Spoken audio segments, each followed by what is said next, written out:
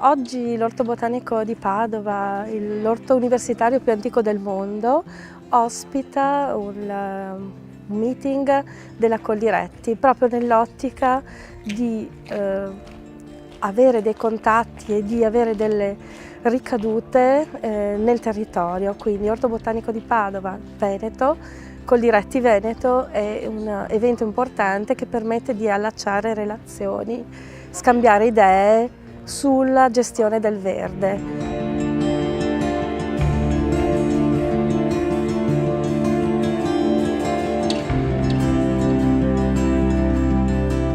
Buongiorno, siamo qui all'Orto Botanico di Padova, un contesto speciale per un accordo speciale che parte tra Coldiretti e ANCI, per dire che è importante che il verde venga curato, venga salvaguardato, che il verde urbano rappresenti un contesto fruibile dalla società civile. Un momento importante perché affianchiamo ai comuni le attività agricole del territorio, il vivaismo, un settore molto importante per la regione Veneto,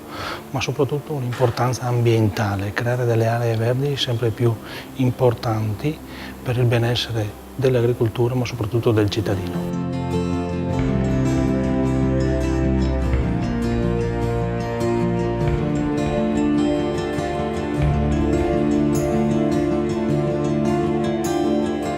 Noi applichiamo sia una normativa nazionale che una normativa regionale che permette appunto che le associazioni di categoria possano fare tramite convenzione e utilizzando quindi delle normative degli accordi con i comuni per la gestione degli spazi verdi. Oggi più che mai è importante per una città avere degli spazi verdi e spazi verdi ben curati, perché sappiamo che ahimè è sempre più diffusa abitazioni molto piccole e quindi il verde è importante sia per i bambini che per gli anziani, è un verde ben curato.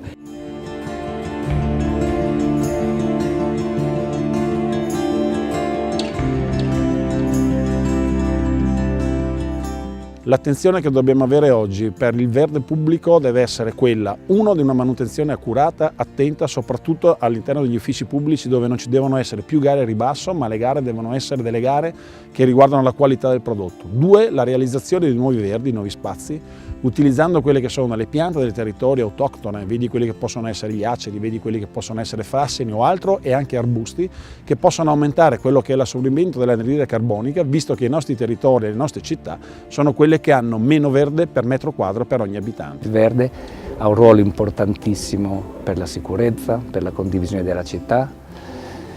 per vivere bene in un ambiente urbano, ha un ruolo importante anche in termini di inquinamento, perché è uno dei fattori di maggiore impatto per eliminare questo problema che non deriva solamente dalle macchine ma anche dal riscaldamento degli edifici. Quindi il verde assimilabile alle energie rinnovabili e tecnologie innovative per il rispetto e il miglioramento dell'ambiente urbano.